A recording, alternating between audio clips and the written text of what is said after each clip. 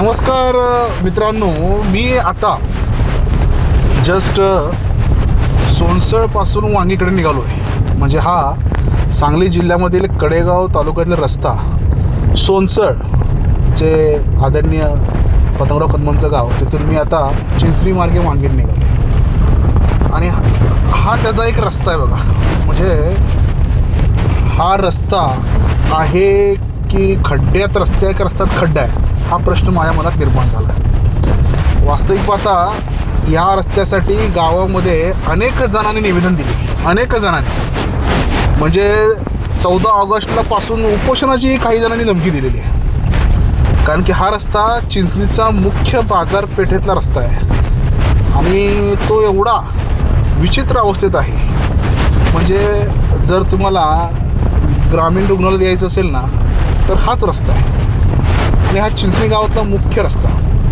बरं, चिंचणी गाव म्हणजे काय तुम्हाला सांगतो की ज्या गावानं कायम काँग्रेसला साथ दिली, जे आता ओबीसी आरक्षण मारक आमदार आहेत श्री विश्वजित कदम, त्यांना साथ दिली. अक्षरशः घराणेशाहीचे आधारस्तंभ म्हणून त्यांनी त्यांच्या पुतण्याला निवडून ह्याच त्यांच्या पंचायत समितीला मतदारसंघातनं आणलं आणि हाचा रस्ता. मला वाटतं लाज वाटली पाहिजे आमदारांना.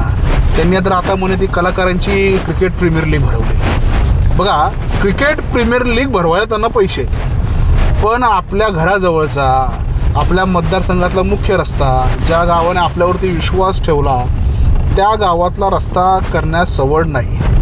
ही शर्मेची बाब आहे. पण ज्यांना शर्मच नाही ते काय आपण त्यांच्याबद्दल बोलायचो.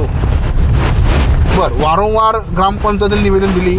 आता ग्रामपंचायत म्हणता आमचं कोण वाकडं करू शकत नाही कारण की आमच्याकडे मेजॉरिटी आहे, कितीही बोंबला.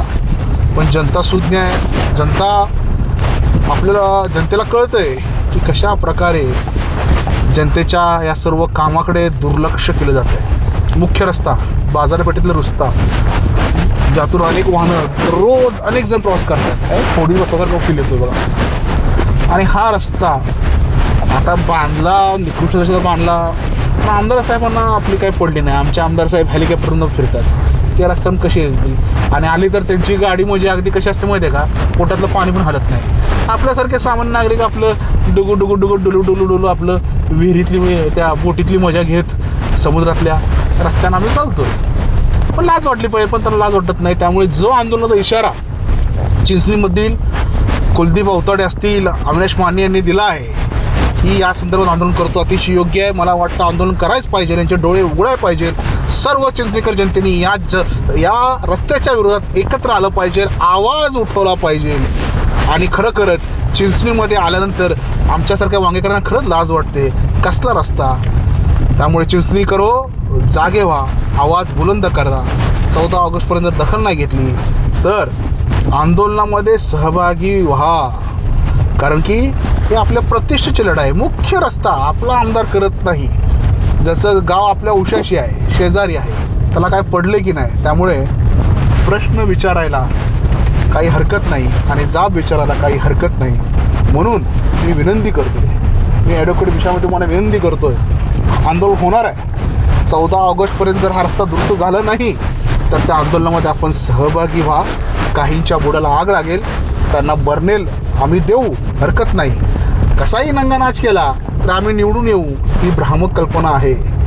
जनता आहे, सुज्ञ आहे, आगामी काळात धडा शिकवू शकते. जनतेला गृहीत धरू नका. धन्यवाद.